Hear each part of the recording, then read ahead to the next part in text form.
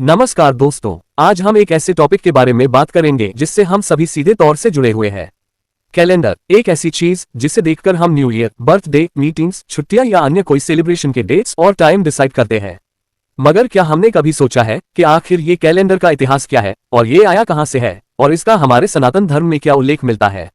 तो आइए दोस्तों, आज के इस वीडियो में हम कैलेंडर से जुड़ी हुई सभी बातें जानने की कोशिश करते हैं। वीडियो की बेहतर समझ के लिए आपसे निवेदन रहेगा कि कृपया इसे लास्ट तक देखें। दोस्तों, जब भी आप कैलेंडर को देखते हैं तो क्या ये सोचते हैं कि नया साल 1 जनवरी से ही क्यों शुरू होता है? क्या हमेशा से साल में 364 या 365 दिन और 12 महीने ही होते थे? दुनिया को साल में 12 महीने देने में भारतीय हिंदू कैलेंडर की कोई भूमिका है या नहीं? हिंदू, रोमन, रिपब्लिकन और ग्रेगोरियन कैलेंडर कब कब आए? आइए जानते हैं ऐसे ही कुछ सवालों के जवाब। सबसे पहले बात करते हैं हिंदू कैलेंडर की। भारत में हिंदू कैलेंडर के जरिए तारीखों की व्यवस्था 10,000 ईसा पूर्व से इस्तेमाल किया जा रहा है। इसका इस्तेमाल हिंदू धार्मिक वर्ष को तय करने के लिए किया जाता रहा है। ये 12 चंद्रमास पर आधारित होता है। हिंदू कैलेंडर में हमेशा से चंद्रवर्ष 354 दिन और सूर्यवर्ष 365 दिन का होता है। हर मास में 15-15 दिन के 2 पक्ष होते हैं। कई बार एक ही दिन में 2 तिथियां पड़ जाती हैं। ऐसे में साल में दिनों की संख्या का संतुलन बनाने के लिए अधिमास या मलमास होता है। सनातन परंपरा के मुताबिक इस दौरान शुभ कार्य नहीं किए जाते हैं। क्या हिंदू कैलेंडर ही है सबसे सटीक? दोस्तों, हिंदू कैलेंडर आने के बाद 738 ईसा पूर्व रोमन रिपब्लिकन कैलेंडर प्रचलन में आया, जिसे हम आज भी इस्तेमाल करते हैं।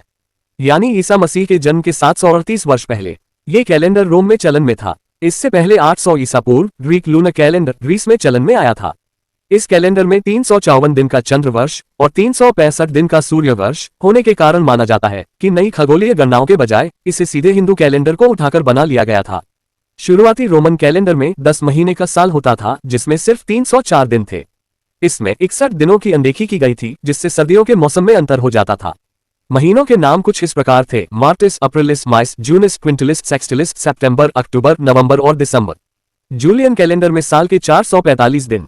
काफी समय बाद रोम के शासक नुमा पॉम्पी ने कैलेंडर में बदलाव करते हुए जनवरी को जोड़ते हुए पहला और फरवरी को आखिरी महीना घोषित कर दिया।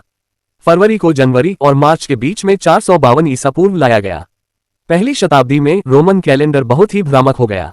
अंत में जूलियस सीजर ने 46 ईसा पूर्व कैलेंडर में बड़े सुधार किए। इससे तारीखों की नई व्यवस्था स्थापित हुई। नए कैलेंडर को जूलियन कैलेंडर नाम दिया गया। जूलियस ने सूर्यवर्ष की अवधारणा को अपनाते हुए साल में दिनों की संख्या को बढ़ाकर 445 दिन कर दिए। इससे भी काफी भ्रम पैदा हुआ और 8 BC तक ये पूर्ण चलन में नहीं आ पाया। ग्रेगोरियन कैलेंडर में भी है मामूली खामी। आजकल न्यू स्टाइल कैलेंडर चलन में है, जिसे ग्रेगोरियन कैलेंडर कहा जाता है। इसे 1582 में पोप ग्रेगोरी 13 ने जूलियन कैलेंडर में सुधार के बाद तैयार किया। इसमें हर साल 365 दिन रखे गए। वहीं कैलेंडर और मौसम में सामंजस्य बनाए रखने के लिए हर चौथे साल एक अतिरिक्त लीप डे रखा गया। बता दें कि एक सूर्य वर्ष में 365 दिन, 5 घंटे, 48 मिनट और 42.25 सेकंड होते हैं। इससे कैलेंडर की सटीकता में मामूली खामी है।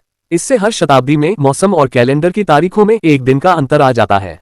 दोस्तों, इन डिटेल से ये तो साबित हो जाता है कि कैलेंडर भी हमारे सनातन धर्म से निकला हुआ अंश है, जिसे हमसे बेहतर दूसरों ने समझा और हमें ही वापस दे दिया। और आज भी हम उनके द्वारा दिए गए 12 महीनों के नाम के साथ साथ वेस्टर्न वर्ल्ड के न्यू ईयर और बाकी सभी चीजें मानते हैं।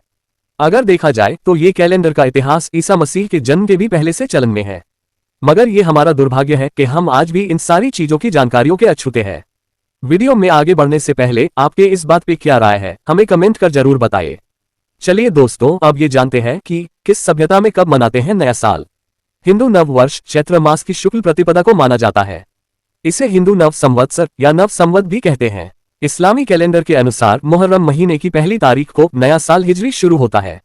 ईसाई 1 जनवरी को नव वर्ष मनाते हैं। करीब 4000 साल पहले बेबीलोन में नया साल 21 मार्च को मनाया जाता था।